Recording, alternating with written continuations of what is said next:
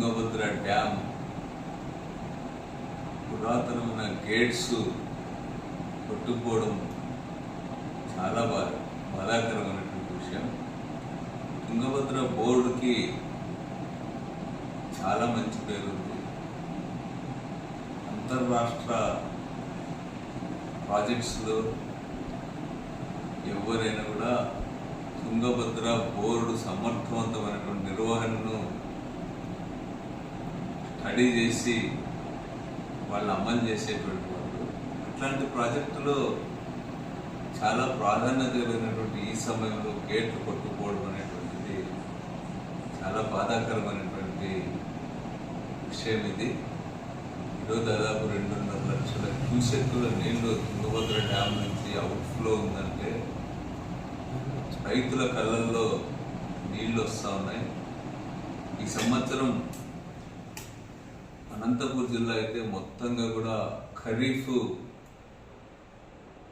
చాలా వేల ఎకరాల్లో పెట్టలేకపోయినారు. తీవ్రమైన కరువు పరిస్థితులు ఉన్నాయి అనంతపూర్ జిల్లాలో. ఈ సందర్భంలో అంతో ఎంతో ఇతర రాష్ట్రాల నుంచి కురిసిన వర్షాల వల్ల తుంగభద్ర డ్యామ్, హంద్రీనివా వీటన్నిటికీ నీళ్లు రావడం చాలా సంతోషపడే సమయంలో తుంగభద్ర నీళ్ళన్నీ కూడా ఈరోజు వృథాగా బయటికి పంపాల్సి వస్తూ ఉంది. ఇది చిన్న విషయం కాదు. ఈ గేట్ కొట్టుకుపోవడం అనేటువంటిది నాకు తెలిసినంత వరకు దాదాపు ఏదో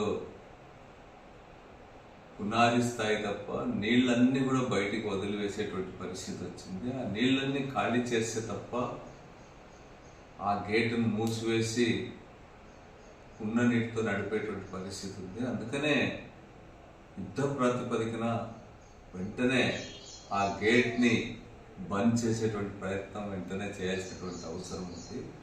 మాటల కంటే చేతల్లో దీన్ని వెంటనే సమర్థవంతమైనటువంటి నిర్ణయం తీసుకొని దీన్ని బంద్ చేయాల్సినటువంటి అవసరం ఉంది. ఉన్న నీటినైనా కాపాడుకునే ప్రయత్నం చేస్తూ భవిష్యత్తులో అయినా ఈ ఆయకట్టుకంతా కూడా నీళ్ళు ఇచ్చేటువంటి ప్రయత్నం చేయాల్సినటువంటి అవసరం ఉంది.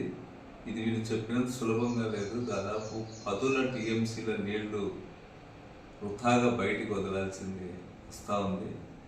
కనీసం భవిష్యత్తులో అయినా ప్రత్యామ్నాయ ఏర్పాటు, ఇట్లాంటి గేట్స్ పోతే వెంటనే ఇమ్మీడియట్గా దాన్ని భర్తీ చేసేటువంటి పద్ధతుల్లో ఏర్పాట్లు చేసుకోవాలని చెప్పి ఈ సందర్భంగా విజ్ఞప్తి చేస్తున్నా.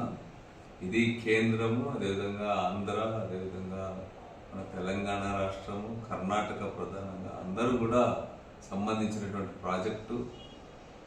ఈ ప్రాజెక్టులో నీళ్లు వృథా కావడం అనేటువంటిది చాలా ఘోరమైనటువంటి విషయం. అందుకని అందరూ కూడా వెంటనే స్పందించాలా. మాటల్లో కాకుండా ఆంధ్ర రాష్ట్రానికి సంబంధించినటువంటి మంత్రులు వాళ్ళు కూడా అవసరమైతే ప్రాజెక్ట్ దగ్గరికి వెళ్ళి ఉన్నతాధికారులు, సాంకేతిక నిపుణులు అందరూ కలిసి ఇమ్మీడియట్గా ఆ గేట్ని బంద్ చేయించి ఉన్న నీటినైనా కూడా కాపాడుకునేటువంటి ప్రయత్నం చేయాలని చెప్పి ఈ సందర్భంగా విజ్ఞప్తి చేస్తున్నా. ఈ గేటు కొట్టుకుపోవడానికి ఏం కారణం అనేటువంటిది కూడా అది విచారణ చేసి వాస్తవాలను బయట తీయాలా. భవిష్యత్తులో ఇట్లాంటి ఘటనలు పునరావృతం కాకుండా చర్యలు తీసుకోవాలని చెప్పి వైఎస్ఆర్ కాంగ్రెస్ పార్టీ తరఫున మేము కోరుతాం.